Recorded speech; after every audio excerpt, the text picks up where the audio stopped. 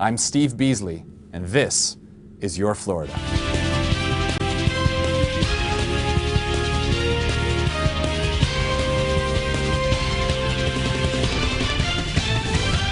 We begin tonight with an epidemic sweeping the Sunshine State. All across Florida, citizens have been laying down their weapons and arming themselves with comestibles. In Jacksonville, a group of 300 wild teens stormed into discount retailer Walmart and began a veritable food war, confounding patrons and management alike. The flying produce and cold cuts caused an estimated $20,000 in damages. Down in Winter Haven, Mark Christopher Miller pulled the old thrust and smear, thrusting a sword at two women outside his mobile home while smearing a peanut butter sandwich on a third. Miller remains in custody pending a thorough investigation.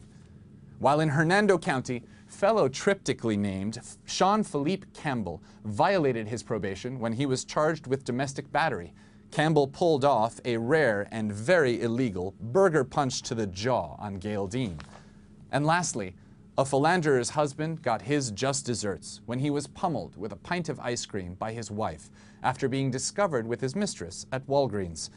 The brand and flavor of the ice cream were not released, but it's clear it'll be a rocky road for this couple moving forward. Flagler Beach police were called to a home at 4:30 a.m. to restrain one Jeremiah Aaron Hoffey. The naked 22-year-old had leapt from a roof, dented a truck, destroyed some garden furniture, broken into a house and smashed some pictures and urinated on the floor before biting one of the residents in the stomach so severely the victim will be permanently disfigured.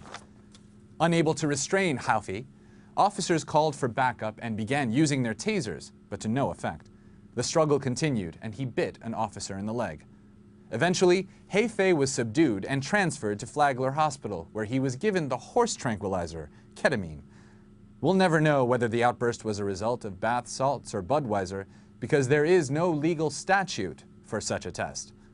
He remains free on $32,000 bond. 24-year-old Winter Haven resident Rodney Gene Lewis knows his rights. Sort of, anyway.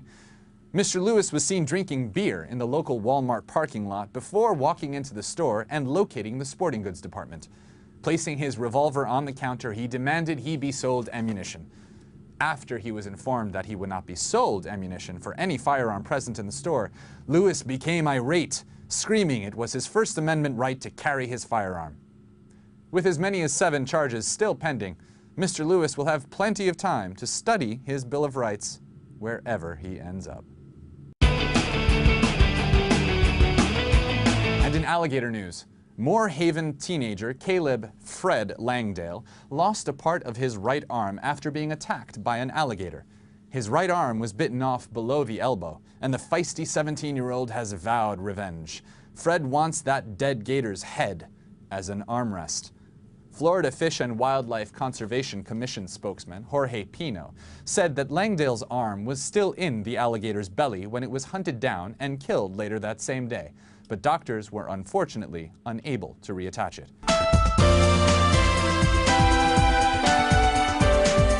You know, growing up in Florida, I've had a tussle or two with gators in my day, and I'm here to tell you what to do should you find yourself face to face with one of them scaly bastards. You give them your arm. If you don't, they're gonna go for your junk. Simple as that. Sure, I reckon you missed one of your arms, but God gave you 2.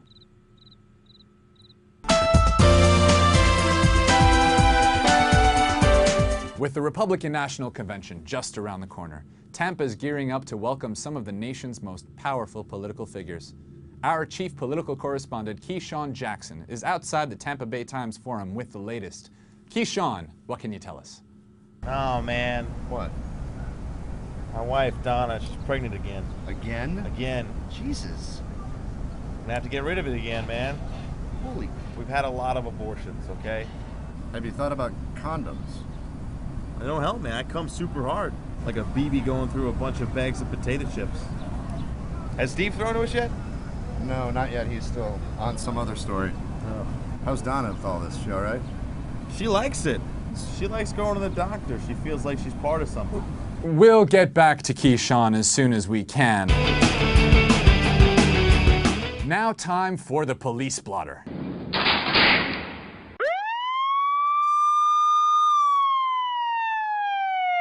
20-year-old Gainesville resident Brandon Schweck was arrested and charged with aggravated assault after pulling a gun on his girlfriend, who broke his bong. It's 4:20 somewhere, and now it looks like it'll be 5 to 10 for Mr. Schweck. Officers in St. Petersburg, Florida have made an arrest in a recent rash of air conditioner Freon theft. Henry Korar, 28, was busted getting high off a neighbor's window. Rebecca Marie Parola of Santa Rosa Beach is in jail tonight after chest-butting a Walton County police officer who was investigating a physical disturbance abuse call on Loblolly Bay Drive. And now it's time for sports with our very own Treme Flowers. Treme, what have you got for us today? The Olympics are here, the Olympics are here. Every 4 years, now they're in London, 2012. Ah, the Olympics. We get to watch our men's do all their favorite sports. Men's cycling, men's swimming, men's running around in a circle, an oval, men's synchronized swimming. My personal favorite, men's wrestling. It's where they get all dressed up and oiled and wrestle around and try to take each other from behind. You get a gold medal for that. Treme, Yes, Stephen. would you be interested in going to London to cover the games for us here at Florida News Network News?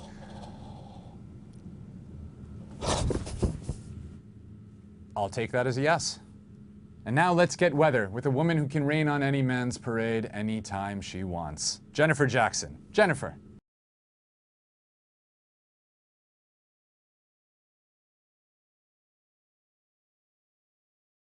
Thanks, Jennifer. Looks like the week ahead is shaping up to be just as hot as you are. And now, Oliver Twist with a 21st century twist. In the Dickensianly named Wilton Manors, police are on the prowl for two young thieves, one in pigtails, who pretend to sell candy and instead swipe electronics. Stolen items include iPads, iPhones, and fax machines. Police have issued this sketch of the suspected ringleader. And our final story, Orlando is under siege by a conversational menace. The dapperly dressed, creepy Chatty Charlie has recently broken into several apartment complexes in East Orlando, breaking, entering, and talking.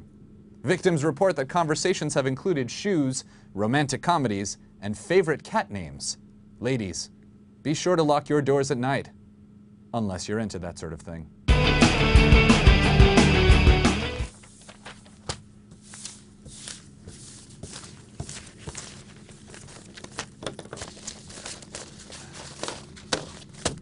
And this has been Florida News Network News.